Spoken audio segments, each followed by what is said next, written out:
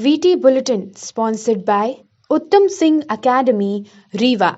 नमस्कार, विंध्या टाइम्स में आपका स्वागत है और आपके साथ मैं श्रेया हाजिर हैं आज की बुलेटिन की खबरों के साथ। पहली खबर की बात करते हैं। यूक्रेन में फंसे विंध्य क्षेत्र के बच्चों को सकुशल वापस करने के लिए रीवा महाराज और पूर्व मंत्री पुष्पराज सिंह ने अपनी आवाज उठाई है, जिसके लिए पुष्पराज सिंह ने पत्रकार वार्ता में कहा कि बृजेंद्र सिंह परिहार की बेटी साक्षी सिंह और अन्य कई विंध्य के बच्चे MBBS की पढ़ाई करने के लिए यूक्रेन गए थे, लेकिन रूस और यूक्रेन के बीच भयंकर युद्ध 4 दिनों से जारी है, जिसके कारण विंध्य के बच्चे युद्ध की सीमा में फंसे हुए हैं। पूर्व मंत्री एवं रीवा के महाराज पुष्पराज सिंह ने केंद्रीय नागरिक उड्डयन मंत्री ज्योतिरादित्य सिंधिया से बात की। इसमें सिंधिया ने आश्वासन दिया कि सभी भारतीय बच्चों को सकुशल ले आना भारत सरकार का दायित्व है और हम पूरी तन्मयता के साथ इस अभियान के तहत सुरक्षित घर वापसी करने में लगे हुए हैं। के बावजूद भी जैसे मैंने लिखा श्रीमंत सिंधिया जी को, उनका जवाब भी आ गया। उन्होंने इस बात को अप्रिशिएट किया, उन्होंने इस बात को हाँ करी। उसी प्रकार से हमारे सहयोगी जो थे मध्य प्रदेश विधानसभा में, उसके बाद मंत्री थे आदरणीय रामपाल सिंह जी, विधायक थे बुधनी के, जिनकी सीट से आदरणीय शिवराज जी अब लड़ते हैं। उनसे मेरी बात हुई और उन्होंने कहा कि मैं अक्सरशः आपकी बात माननीय मुख्यमंत्री जी से कह रहा हूं और ये कार्य हो जाएगा कि हम उनको फैसिलिटेशन उपलब्ध करा सकें। एक बात और भी मुझे निवेदन करनी है, क्योंकि ये इसके बाद की बात है कि अधिकांश जो हमारे बच्चे यूक्रेन या USSR जा रहे हैं, रशिया, वो मेडिकल स्टूडेंट्स के रूप में जा रहे हैं। अधिकांश जो हमारे बच्चे न्यूजीलैंड, ऑस्ट्रेलिया या यूरोप जा रहे हैं, वो टूरिज्म या और दूसरी पढ़ाई करने जा रहे हैं। मेरा ये निवेदन है कि आज भारत की जो स्थिति है डॉक्टर्स की, वो केवल 0.74 है। जो आदरणीय Rakesh Singh G tractor association के अध्यक्ष जो हैं, जब बताएंगे वो आपको विस्तार से बताएंगे। कोशिश ये होनी चाहिए, निश्चित रूप से माननीय प्रधानमंत्री जी के कुशल नेतृत्व में जस्ट दुगनी मेडिकल कॉलेज ये 10-12 साल में हुई हैं पूरे भारत में। लेकिन अगर इसमें और संख्या में वृद्धि होती है और डॉक्टर्स की पद पूर्ति होती है, तो जो एक विषम परिस्थिति चल रही है और जो लोग भागे जा रहे हैं बाहर, दूसरी बात ये बहुत एक्सपेंसिव स्टडी हो गई है। लगभग 1.5 से 2 करोड़ रुपए दे के आप डॉक्टर बनते हैं।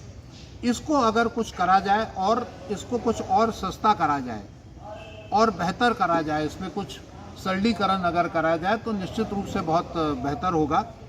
उसी प्रकार से टूरिज्म लाइन में टूरिज्म एकेडमिक लाइन खोलना बहुत ज़रूरी है और हम प्रयास करें प्राइवेट प्लेयर से भी, हमारे इग्नू से भी, हमारे दूसरे यूनिवर्सिटीज़ से भी, कि टूरिज़्म के कोर्स और अच्छे तरीके से प्रभावशील करें, जिससे बच्चे बाहर ना जाएं और हमारी सभ्यता और संस्कृति के अंदर रहकर अपना कार्य करें और अपनी शिक्षा ग्रहण करें, तो उससे उनको ज़्यादा लाभ मिलेगा।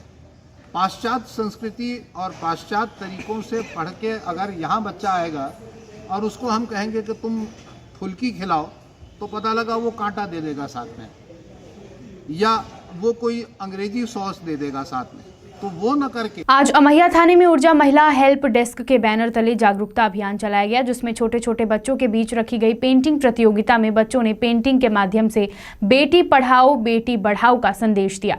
आपको बता दें, थाने में महिलाओं की सुरक्षा के लिए, उनके संरक्षण के लिए इस तरह के जागरूकता अभियान चलाए जाते हैं, जिसमें बच्चों के लिए पेंटिंग की प्रतियोगिता का आयोजन किया गया।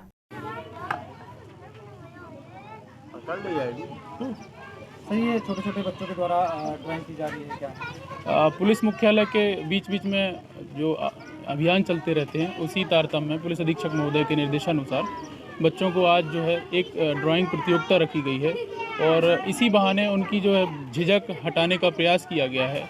गुड टच, बैड टच संबंधी जानकारी और बालकों के साथ जो अपराध होते हैं समाज में, कई बार जो उन्हें पता भी नहीं चलता है कि उनके साथ अपराध हो रहा है, इस चीज़ की भी जानकारी दे रहे हैं और एक माहौल जो है फ्रेंडली पुलिस के साथ बनाने का प्रयास किया जा रहा है।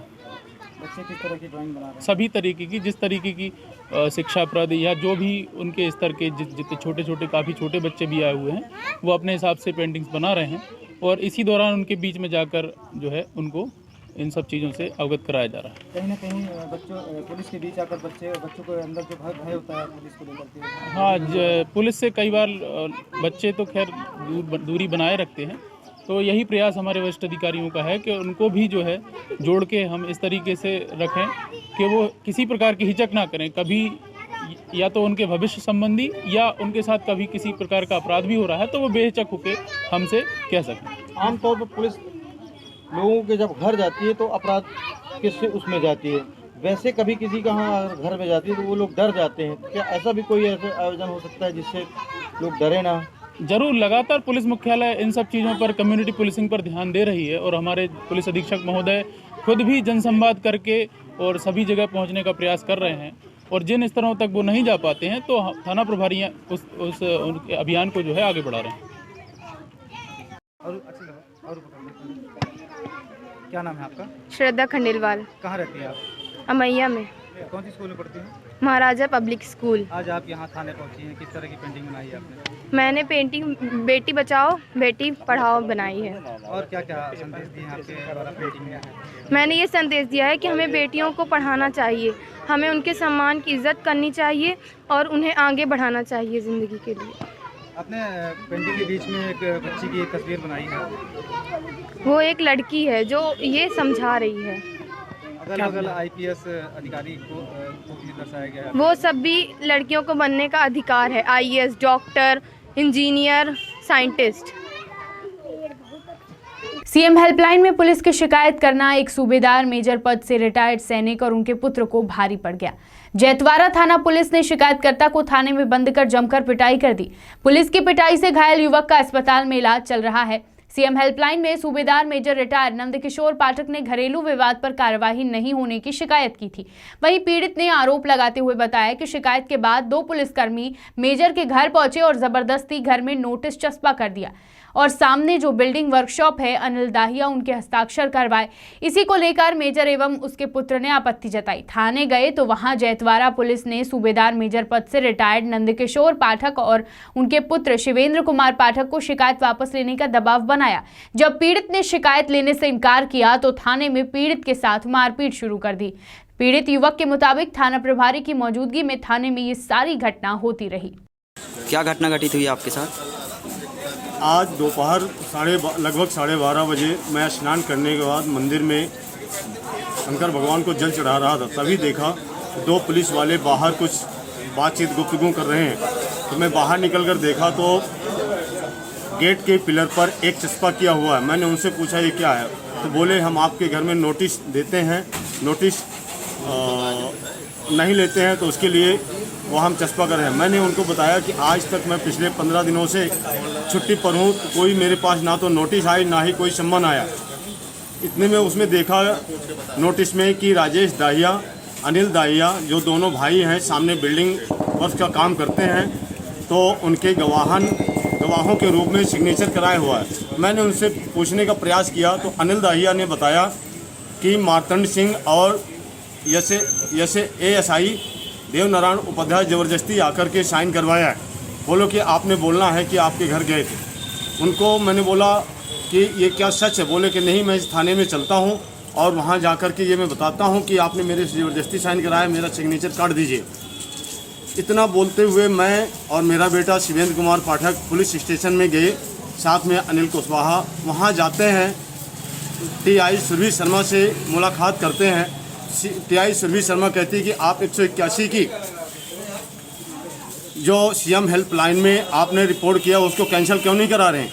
आप कैंसिल नहीं कराएंगे तो हम आपकी ज़िंदगी बर्बाद कर देंगे। आपने तो उनको मैंने बताया, मैडम आपने मुझे नोटिस भेजा था 181 का, वो मैंने उसका डिटेल में इन्वेस्टिगेशन दे दिया है। अब कौन सी नोटिस है? बोले कि 31 दिसंबर की नोटिस है। मैंने बोला मेरे पास क्या वजह नोटिस देने की? नोटिस 31 दिसंबर 2021 को बड़े भाई के छोटे बेटे बताइए जी। TI सुरभि शर्मा ज़बरदस्ती दबाव बना रही हैं कि आप 181 की CM हेल्पलाइन रिपोर्ट को कैंसिल करो। यदि नहीं आप करते हैं तो आपकी हम ज़िंदगी बर्बाद कर देंगे, आपके और आपके लड़के की। इतना मैंने बोला कि अनिल कुशवाहा का नाम आपने क्यों लिया, उससे हम पूछ लेते हैं। तो अनिल कुशवाहा को जैसे हम बुलाने के लिए जाते हैं तो हमारे साथ TI सुरभि शर्मा, देवनारायण जैसे ASI देवनारायण उपाध्याय, ASI मार्तंड सिंह, शिवाकांत शुक्ला, थाने के सभी ने हमारे साथ मारपीट करना शुरू कर दिया, घसीटना शुरू कर दिया और हथकड़ी लगा करके।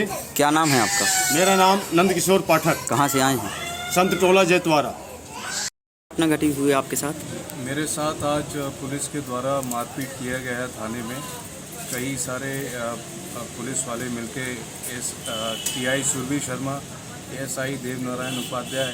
किस थाने की घटना ये? ये घटना है जैतवारा थाने की और आज काफ़ी बुरी तरीके से हमें बिना किसी वजह के मारा पीटा है थाने में बैठा के और मुझे दीवार पे फेंक कर हथकड़ी लगा दी है। मैं हमेशा से बाहर रहा हूँ और कंपनी ने घर से काम करने का अनुमति दिया, तो मैं जब से आया हूँ तब से हमें झूठे अपराधों में फंसाने की कोशिश की जा रही है।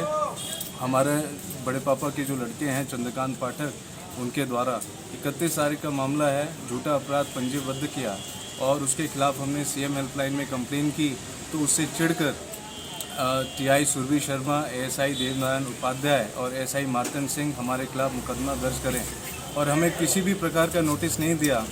आज ज़बरदस्ती घर में कोई नोटिस लगा रहे थे और सामने वाले जो वेल्डिंग वर्कशॉप है, अनिल दाहिया, राकेश दाहिया, उनके ज़बरदस्ती सिग्नेचर्स लिए। उन्होंने आके हमें बताया तो अनिल दाहिया ने कहा मैं जाके वहाँ मना कर देता हूँ कि हमारे सिग्नेचर्स ना लिखें, और वो हमारे साथ गया। तो हम जैसे ही वहाँ गए और हम अनिल दाहिया से बोले कि आप इनको बता दो, वैसे ही जैसे ही मैं उसके पास गया तो मुझे ASI मार्तंड सिंह, ASI देवनारायण उपाध्याय खींच के मुझे और मेरे पिताजी क्या वजह है? पुरानी रंजिश है, कोई वजह है आपकी? ये हमारे पिताजी लोगों का एक सिविल मैटर चल रहा है ज़मीनी का, काफ़ी शांतिपूर्वक उसमें न्यायपूर्वक डिसीजन चाहिए, इसके लिए मैटर लगा रखा है। लेकिन जो चंद्रकांत पाठक है वो आए दिन मेरी माँ को, मेरे फादर को, सिस्टर को, वाइफ को गाली देता है, घर में पत्थर फेंकता है। और ये 29 तारीख को उसने मेरे हाथ में, मेरे पेट में बल्लम मारने की कोशिश की, धारदार हथियार। उसके बाद 31 तारीख को भी उसने हमारे ऊपर प्रहार किया और इसके पहले भी करवा चौथ के दिन 25 से 26 अक्टूबर को बल्लम लेके। यही मैटर लगातार चला आ रहा है। हमने पुलिस को कई बार बताया, कोई रिकॉर्ड नहीं है, कुछ नहीं है। वो हमारे पीछे हाथ धो के पड़ी हुई हैं। CM हेल्पलाइन में कंप्लेन करने के बाद वो हमसे बुरी तरीके चिढ़ गए, दबाव बनाया। हमने कहा हमें न्याय चाहिए, झूठा अपराध पंजीबद्ध ना करें। लेकिन आज उन्होंने हमारे साथ मारपीट किया, मेरे सर में लात घूंसों से प्रहार किया, मेरे कंधे में काफ़ी बुरी तरीके से चोट आई है, मेरे पेट में काफ़ी तकलीफ़ हो रही है, जिससे मैं सांस लेने में मुझे तकलीफ़ हो रही है, मेरे जांघ के कोने में मारा है। क्या नाम है आपका?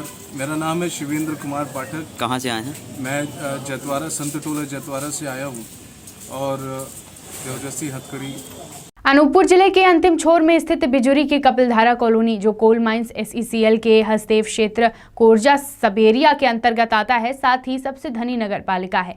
यहाँ पर छोटे बच्चों के खेलने के लिए खेल ग्राउंड बना है, जिसमें जिम्मेदारों की उदासीनता के कारण खेल ग्राउंड में बड़ी बड़ी घास, आसपास गंदगी होने के बावजूद भी ना ही कॉलोनी के नेताओं ने और ना ही किसी जनप्रतिनिधि ने इस पर अपनी गंभीरता दिखाई, जिसके बाद बच्चों ने आत्मनिर्भरता के तर्ज पर स्वयं ही अपने खेल मैदान को तैयार करने के लिए फावड़ा लेकर मैदान में उतर गए। करा था तो हम लोग सोचे कि हम लोग खुद ही मिलकर सफाई कर लेते हैं और हम लोग सब कुछ दिनों से कर रहे थे सफाई। ये पहले ग्राउंड कैसा दिखता था? ये पहले पूरा घास पूरा भरा हुआ था, पूरा झाड़ी झाड़ी से।